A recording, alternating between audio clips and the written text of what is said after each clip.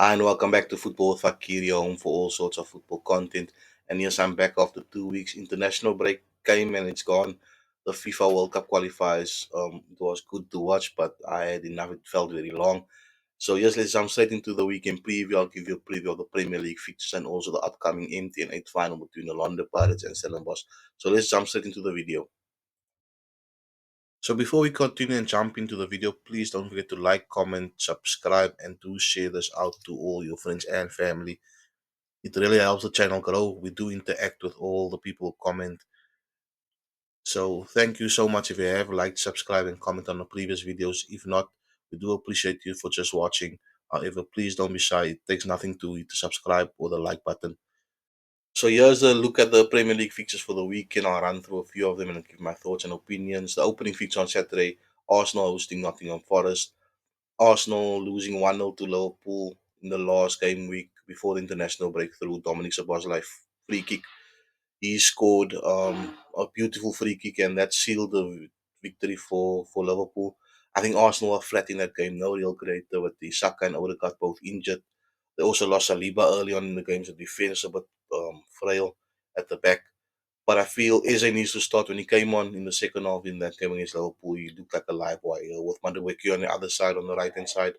Um, they look decent, the two of them, the two new signings they brought in. I feel you can shift Madueke to his favorable left wing position, and then play Eze in the attacking midfielder role where he thrives. With Declan Rice, then Mendy maybe next to him. Um, I feel Moreno's good from the bench for Arsenal, and he can play those games like a Liverpool game. You can play someone like Moreno because he can score the odd goal here and there.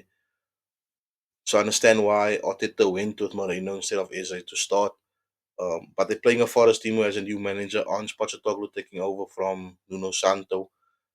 Forest losing 3-0 to West Ham, which I think that made the club decide to part ways with the manager because West Ham has been bad, and to lose 3-0 to a West Ham side, um, I don't think is is something you would expect. The way Forest started the season, winning the opening game, drawing to Crystal Palace, who, in my opinion, Palace is a well set up team, and then going on to lose West Ham. But this Premier League this season is unpredictable, and you'll hear the results that's been happening.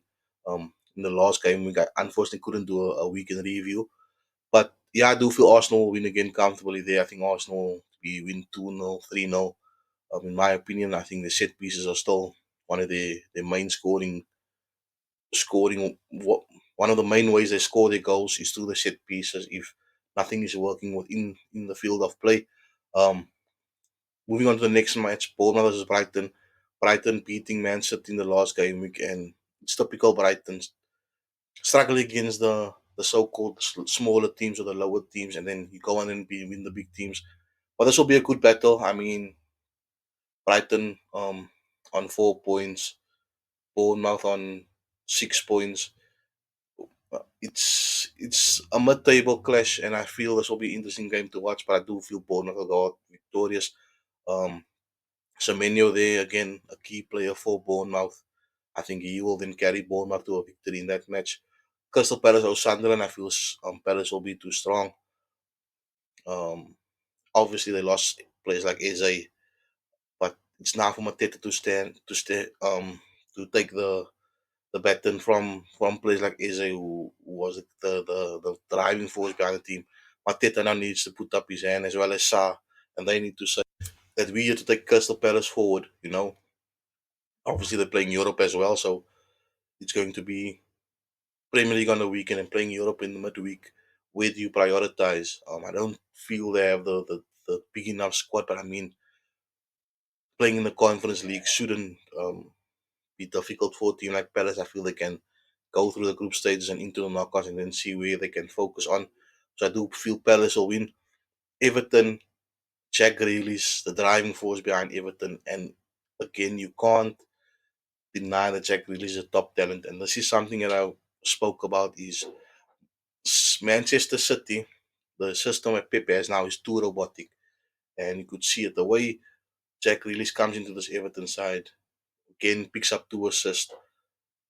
And you look at the way Everton is playing now, and Grealish is the focal point. When they get the ball, it's going wide to Jack Grealish on the left hand side.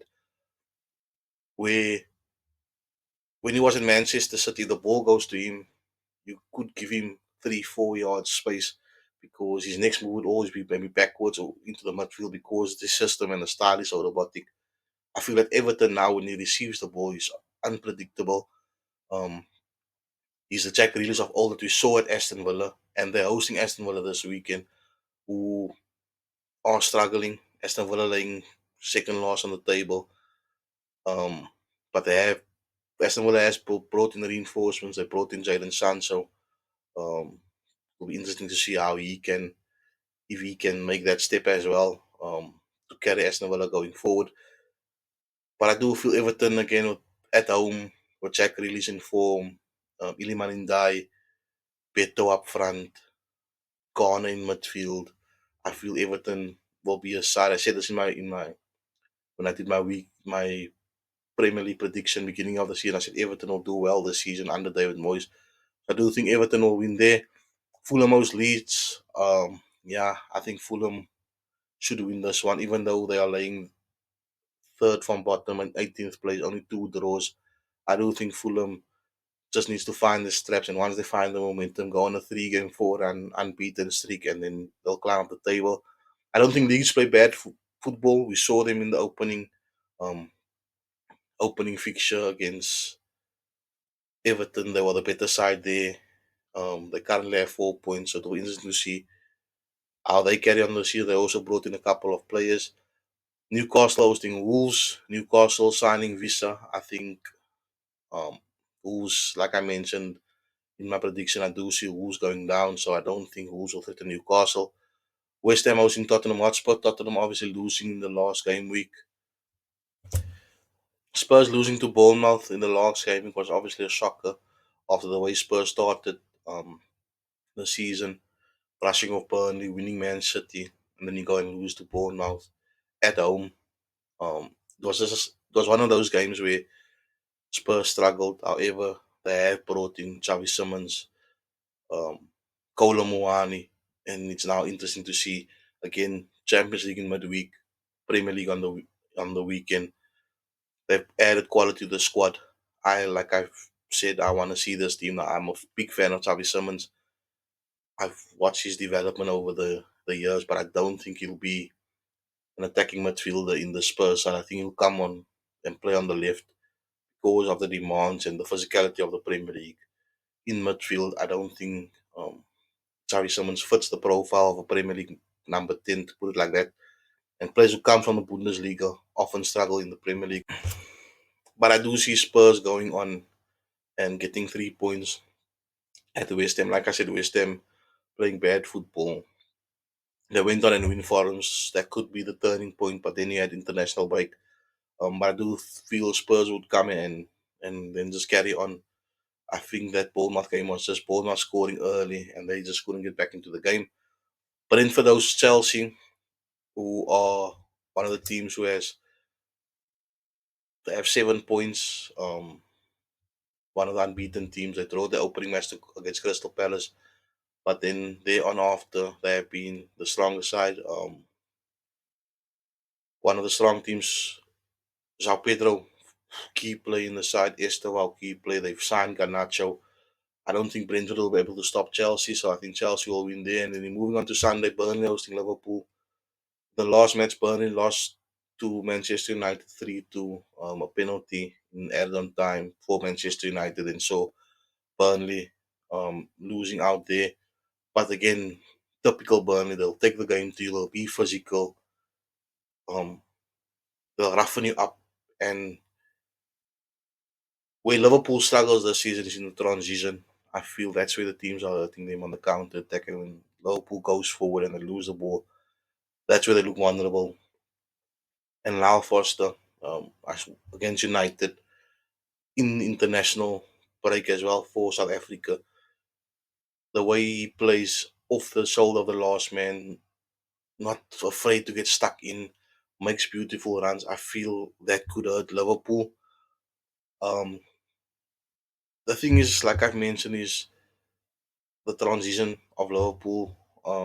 That's where they struggle, especially the smaller teams. We saw it against Bournemouth, against Arsenal, it was we okay with a draw, so we don't need to go all out attack. But I feel they come on Sunday again and they'll take the game to Burnley. But I do feel Burnley will edge it. Liverpool are obviously the only team who has won all three games. I do think Burnley could get away with a point, if not all 3 points. And that's my prediction. I think Burnley would be the upset of the weekend. And then moving on to Sunday, Manchester Derby. I feel I can say both teams are struggling, to be honest. City currently on 3 points, United on 4 points. The win United got against Burnley is not a convincing win. Again, Mbuemo looking like a masterpiece. Cunha obviously going off injured. Um, could hurt United because now do you start Sesko in such a high profile game? Do you play Kobe Maino in midfield and push Bruno a bit forward? All those things you need to see. Man United are still yet to find the combinations, and because they are knocked out of the Carabao Cup, where do they find the time now in the competitive match to figure out those combinations? City has also been hit by injury. Ryan Chirk is out, so it'll be difficult again now to find the balance in the City side. I do feel this will be a draw. Manchester Derby. There will be goals. It will be 1-1 or 2-2. Again, it could be a turning point for City, or it could be a big boost for Manchester United to go and win Man City, and then take it on, take that into the rest of the season, because they only have the league to focus on. City has Liga on the weekend, and then so I do feel that will be a draw, and that wraps up the Premier League fixtures. And now we move on to the MTN final: Orlando Pirates versus Stellenbosch FC at the Mbombela Stadium. And like I predicted previously, Stellenbosch will win the MTN 8. Revenge for last season. For those who don't know, last season Orlando Pirates won the MTN 8 against Stellenbosch, and the goal that separate or the goal that put Orlando Pirates in the lead um, was a very dubious call. A foul was given. The ball was taken a couple of meters ahead where the foul was. Um, Mufu King plays the ball through to Mapasa, who then scores. Um, it's not going to be easy. I do predict Stellenbosch just because of that revenge factor of last season. But if you look at the Pirate side, and if you look at the way South Africa played in midweek, um, Mbokazi at centre back for Orlando Pirates is just a joy to watch, a gem of a player, only 19 years old, captain the side. He would want to take his side to captain the side at 19-year-old and win the MTN 8, and obviously do it for coach Ibdesalam Wadu, who came in and had a struggle to the start of in the league campaign, the way they were doing well in the MTN 8. Um, Sebele Bele has been the hero for Orlando Pirates in the last couple of games, scoring for them. He scored in both legs of the semi-final. Mofokeng, uh, he was injured in the last encounter. He did travel, or he was in the Bafana Bafana squad, but he didn't get any game time.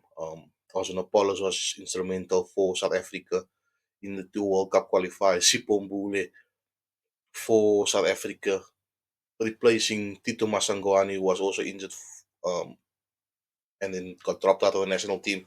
So again, the thing is with um, Coach Wadu is what team does he select to start? Does he start Sebele Bele at right back, play Mofokeng, play Tito, play Ozonopolis, and then play Mabasa up front? In my opinion, should be the striker. Um, or Magopa, however they choose to go with. But I feel Mabasa should be the striker on Saturday. Um, do you then do that? Sebele Bele at right back, Ozon at right wing, Tito Masangwan in attacking midfielder, and then um, Mofokeng on the left? Or do you then go and play Sebele Bele on the right, play Mofokeng in the number 10,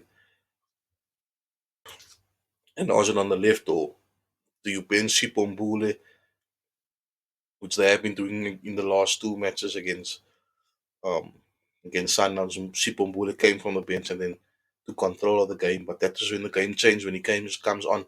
Um, do you start with Seeklen Dool and Talent Mbata? What Sip? Do you start Nduli, Mbata, and the master chef in midfield and go Sibele Ozone and Radio Pane? That's the thing of who Coach Wadu starts. The Stellenbosch on the other end, they're gonna come for revenge.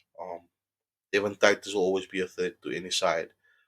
I've been saying that the fact that Stellenbosch can manage to hold on to him, he's the threat in any team side. Ashley Kipido up front, we know the damage he can cause. Um, Machela scored last year in the final. Um, he's there as well. The Stellenbosch attack is just they'll run at you. They're a fit side. They will run for 90 minutes. If it has to go to 120 minutes, they'll run for that 120 minutes. Um, but I do just feel that Pirates will edge it. So that is my thoughts on the internet final. And that's the end of the video. We have football all around the world, La Liga, Bundesliga, all is back.